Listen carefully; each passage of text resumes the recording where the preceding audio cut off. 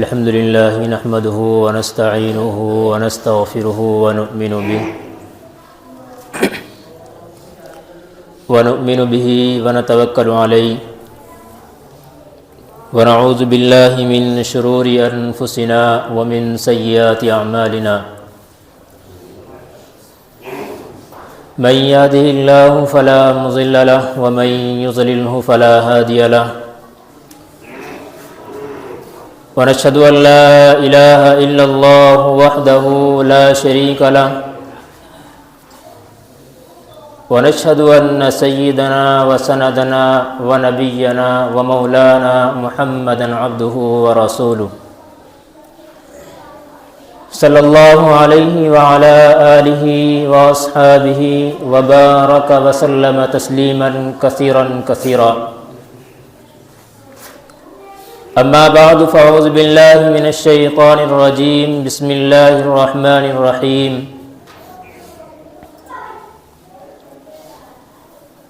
ولا يبدين زينتهن إلا لبعولتهن أو آبائهن أو آباء بعولتهن أو إخوانهن أو بني إخوانهن أو بني أخواتهن أو نسائهن.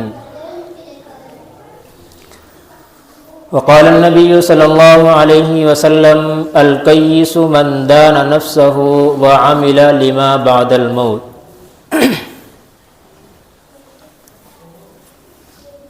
او كما قال علیہ الصلوۃ والسلام. قرآن کریم کی آیت کا چھوٹا سا ٹکڑا اور نبی کریم صلی اللہ علیہ وسلم کی ایک حدیث پڑھی ہے. اللہ تعالیٰ سے دعا ہے کہ اللہ تبارک و تعالیٰ صحیح طرح سے بات کہنے کی، سننے کی، سمجھنے کی اور پھر ہم سب کو اس پر عمل کی توفیق نصیب فرمائے.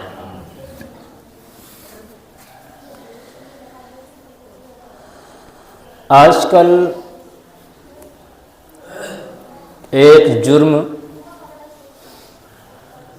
اور ایسا جرم ہے جس کو جرم کی فہرست سے نکال دیا گیا ہے. بہت زیادہ رواج پکڑ رہا ہے اور غیروں کے اندر سے ہماری قوم کے اندر، ہمارے مسلمانوں کے اندر پھیلتا جا رہا ہے، جس کو ہم لوگ بے حیائی کہتے ہیں. یہ جو آیت ہے اللہ تبارک و تعالیٰ کا ارشاد ہے. اب چونکہ آپ حضرات تو سب ماشاءاللہ یہاں پر مرد ہو، آیت میں نے پڑھی ہے عورتوں کے حساب سے، تو ذمہ داری آپ کی بھی بنتی ہے اور جتنی ذمہ داری میری بنتی ہے میں اب تک وہ کام کر رہا ہوں. اللہ تبارک و تعالیٰ کو یہ چیز بالکل بھی پسند نہیں ہے کہ مسلمانوں کے اندر اور اس کے نام لیواؤں کے اندر بے حیائی ہو. یہی وجہ ہے کہ اللہ تبارک و تعالیٰ نے ایک ایک وہ نامحرم رشتہ دار اور محرم رشتہ دار جو عورت کے محرم ہوتے ہیں ان کو اللہ تبارک و تعالیٰ نے کئی جگہوں پر الگ الگ طریقے پر بیان کر دیا ہے. سورہ نساء کو اٹھائیں تو پتہ چلتا ہے کہ وہ عورتیں جو آپ کے لیے ہمیشہ کے لیے حرام رہیں گی، آپ کا ان سے کبھی بھی نکاح نہیں ہو سکتا، تو وہ آپ کی کیا ہے؟ محرم ہے. سمجھتے ہیں محرم اور نامحرم کسے کہتے ہیں؟ محرم وہ عورتیں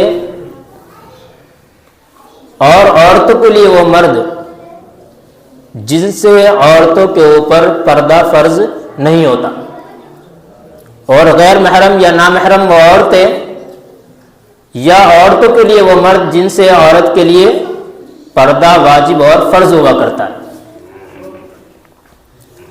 قرآن کریم کا اعلان ہے حرمت علیکم امہاتکم و بناتکم و اخواتکم، بہت لمبی آیت ہے۔ اللہ تبارک و تعالیٰ نے ارشاد فرمایا کہ تم پر تمہاری مائیں جنہوں نے تمہیں دودھ پلایا ہے یا تم کو جنم دیا ہے، امہاتکم و بناتکم، اور وہ لڑکیاں جو تمہاری ہیں۔ اب یہاں پر وَأَخَوَاتُكُمْ، اور تمہاری کیا بہنیں جو تمہارے باپ کی پشت سے یا تمہاری والدہ سے۔ بعض مرتبہ ایسا ہوتا ہے کہ ایک ہی شخص کی دو بیویاں ہیں،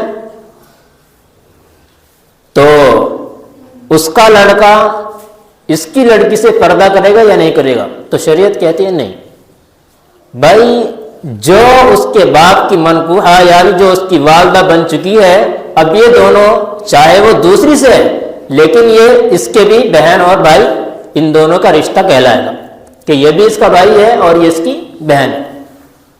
وَأَخَوَاتُكُمْ وَعَمَّاتُكُمْ، اور تمہاری پھوپھی۔ یہ قرآن کریم کو اگر بے حیائی پسند ہوتی تو یہ الگ الگ طریقے سے بیان نہ کرتا، اور وہ ان کو بیان ہی نہ کرتا کہ چھوڑو جیسے چل رہا ہے چلنے دو۔ آج کل ہمارے معاشرے کے اندر اور خاص طور سے لبرل طبقے کے اندر ہم کیا سمجھتے ہیں کہ یار یہ کوئی چیز نہیں ہے، یہ صرف مولوی کی ٹرمس ہیں، خود مولوی نے گھڑے ہوئے قانون ہیں، کوئی ضرورت نہیں ان چیزوں کی۔ اگر ہماری وائف ہے، ہماری بیوی ہے، تھوڑی بہت ہمارے دوستوں کے ساتھ، ہماری دوستوں کی بیوی کے ساتھ گپ شپ کر لی، کیا فرق پڑتا ہے اس سے؟ کچھ بھی فرق نہیں پڑتا۔ ہاں، فرق کچھ نہیں پڑتا۔ بات یہی ہے کہ جب بے حیائی عام ہو جایا کرتی ہے تو پھر فرق ختم ہو جایا کرتا ہے۔ وہ کسی نے بہت اچھا لیبل لگایا ہے اس چیز پر کہ ہم جو عورتیں یہ چھوٹے چھوٹے کپڑے پہن کر کے چڈی بنیان میں گھومتی ہیں، یہ ہم بالکل نیچر پہ چل رہے ہیں۔ کیوں؟ دلیل کتنی زبردست دی ہے کہ آپ بھی سوچیں گے۔ بچہ کیسا پیدا ہوتا ہے؟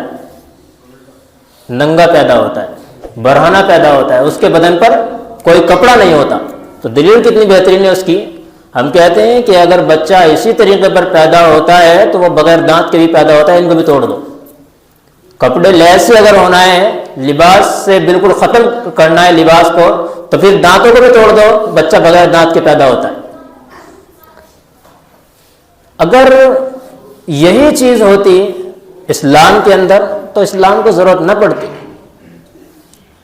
لیکن ہمارے یہاں جس بات کو یہ سمجھا جاتا ہے کہ کچھ بھی نہیں ہے، تو اگر تھوڑا بہت کر کے پہنچیں گے تو پتہ چلے گا ایک دن آپ کے باپ اور دادا کو پتہ ہی نہیں کہ ہے بھی یا نہیں۔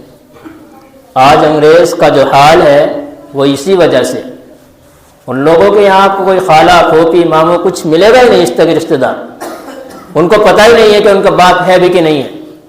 کوئی ایک مشکل سے ڈی این اے کے ذریعے پتہ چل گیا تو ٹھیک ہے، ورنہ کوئی پتہ نہیں ہے۔ اگر ہماری قوم بھی اسی طرف چلتی رہی، ہم یہ سوچتے رہیں کہ بھائی کچھ نہیں ہوگا تو بات کر لیں، بات کرنے سے کچھ ہوگا تھوڑا ہی نہیں ہوگا۔ ہم کہتے ہیں کوئی بات نہیں، بہترین اچھے طریقے سے رہو، ٹھیک ہے کوئی بات نہیں۔ تھوڑے دن بعد رپورٹ آئے گی کہ یار بیوی تو میری ہے، میرے دوست کا نمبر لے لیا، اس سے فون پہ گپے لگ رہے ہیں۔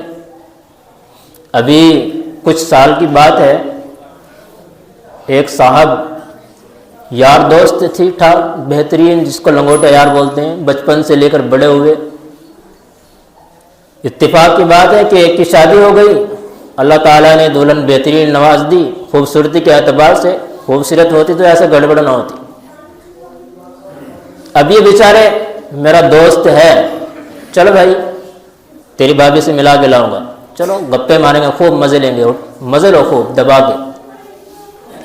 سب کچھ کرتے کرتے کیا ہوتا ہے، آخر میں چل کے یہ دوست جو جس کی شادی نہیں ہوئی ہے، اس اپنے دوست کی بیوی پر فدا ہو جاتا ہے۔ عورت کی نیچر ہے کہ جتنا آپ اس کے سامنے بنٹھن کے چلنے کی کوشش کریں گے، وہ اتنا آپ کو امبریس کرے گی، آپ کو پسند کرنا شروع کر دے گی۔ اور یہ فطرتاً ہوتا ہے۔ ایک انسان مرد وہی کہلاتا ہے کہ جس کے دل میں اس طرح کے خیالات پیدا ہوں شیطان کی طرف سے، یہ ہوتے ہیں۔ آپ بہت بڑے کوئی فرشتے نہیں ہیں، یا میں بہت بڑا کوئی فرشتہ نہیں ہوں کہ ہمارے دل میں یہ خیالات نہیں آئیں گے۔ 100% یہ خیالات پیدا ہوتے ہیں جب آپ اس طرح لچکدار اور اس طرح کے لباس کو دیکھیں گے، ضرور ضرور آپ کے دماغ میں کھولے گا کہ یار ایسی میری بیوی بھی ہوتی، میرے ساتھ بھی کوئی ایسی ہوتی۔ اپنے کو چھوڑ کر کے دوسرے کے اوپر فدا ہونا شروع ہو جاتے ہیں، حالانکہ اپنے گھر میں موجود ہیں، صرف اسی بے حیائی کی وجہ سے کہ بھائی آپ نے کھلا رکھا ہے۔ آپ کہتے ہیں بیگم، آپ کے جتنے گھر والے ہیں قرآن کریم نے جتنے بیان کر دیا ہے، وَلَا يُبْدِينَ زِينَتَهُنَّ إِلَّا لِبُعُولَتِهِنَّ، صرف اپنے شوہر کے سامنے، إِلَّا لِبُعُولَتِهِنَّ أَوْ آبَائِهِنَّ أَوْ آبَاءِ بُعُولَتِهِنَّ، آپ اپنے سسر کے سامنے، اپنے باپ کے سامنے، أَوْ أَبْنَاءِ بُعُولَتِهِنَّ أَوْ إِخْوَانِهِنَّ، اپنے بھائی کے سامنے، ان کے سامنے آپ زینتوں کو ظاہر کر سکتی ہیں۔ آپ کے بھتیجے، آپ کے بھانجے، صرف ان کے لیے جائز ہے کہ آپ ان کے سامنے اپنی زینت کو ظاہر کر سکتی ہیں۔ کیوں قرآن کریم الگ الگ ایک ایک پیڑی کو لے کر کے چل رہا ہے؟ اللہ تعالیٰ نے بتا دیا کہ بھائی یہ تیرے محرم ہیں، ان کے علاوہ دنیا کے جتنے بھی مرد ہیں، عورت کو بتا دیا سب کے سب تیرے لیے حرام ہیں، اگرچہ وہ شوہر کا بھائی کیوں نہ ہو۔ آپ صلی اللہ علیہ وسلم کے پاس ایک صحابی آئے، یا رسول اللہ ما رأیت فی الحمل، آپ حمل کے بارے میں کیا کہتے ہیں؟ آپ صلی اللہ علیہ وسلم نے ارشاد فرمایا الحم الموت، کہ حم کیا ہے؟ یہ موت ہے۔ آپ کہیں گے یار یہ کیا ہم کیا ہے؟ ہم بولتے ہیں سبھی عورت کے وہ غیر محرم جن سے اس کا کیا ہے؟ پردہ ہے، لیکن زیادہ تر جو اس سے مراد لیا گیا ہے حدیث کے اندر، اس سے مراد دیور ہے، چاہے وہ جیٹ ہو چاہے وہ دیور ہو، کیونکہ برائی جب رواج پکڑتی ہے تو ہم جس کو اچھا سمجھتے ہیں وہ وہیں سے لے کر کے چلتی ہے۔ کسی کے دماغ کا، کسی کے دل کا کوئی پتہ نہیں ہے کس وقت کیا اس کے ساتھ حادثہ پیش آ جائے۔ تو میں بتا رہا تھا یہ بیچارہ لے کر کے جب چلا گیا، سب کچھ بات چیت ہوتی رہی، آخر میں چل کر کے کیا کام ہوا ہے کہ اس دوست نے گھمانے کے بہانے سے اپنے دوست کو لے کر کے چلا کہ بھائی چلو آج شملہ چلتے ہیں، فلاں پہاڑی پر چلتے ہیں، گھومنے کے لیے چلے گئے۔ اب اس سے بہتر کیا ہوگا؟ بھائی میرا دوست ہے، اپنے خرچے پہ مجھے لے کے جا رہا ہے، چل بھائی چلتے ہیں مزے سے، دونوں کے دونوں چلے گئے۔ اب جا کر کے تھوڑا سا موقع ملا اور ختم، دھکا دیا، یہ بھی نہیں، ارے وہاں ایک انسان کیا بسیں پلٹ جاتے ہیں، پہاڑوں پہ پتہ چلتا ہے کتنے مرے، بس اگلے دن اخبار میں فوٹو آتا ہے فلاں ٹور فلاں جگہ سے آیا تھا، ختم ہو گیا، بس پلٹ گئی، پھسل گئی، ایسے کر کے کام ختم کر دیتے ہیں، پتہ بھی نہیں چلتا آدمی کتنے تھے اس کے اندر۔ کبھی آگ تھوڑے بہت آدمی نکال لی تو ٹھیک ہے، ورنہ کسی کو کوئی فکر نہیں ہوتی کتنے مرے، تو بس جناب کو لے جایا گیا، ختم کر دیا گیا سب۔ اب کیا ہوتا ہے، اس دوست کو بہانہ مل گیا کہ یار اب یہ گھر آ گیا آرام سے، کہ میرے ساتھ گیا تھا، ایسے حادثہ پیش ہو گیا، بس اس نے ٹرکھا دیا سب کو۔ لیکن جب اللہ تبارک و تعالیٰ دکھانے پر آتا ہے نا، تو وہ زمین سے اس کے جتنے جرائم ہوتے ہیں نا، وہ زمین اگلنا شروع کر دیتی ہے۔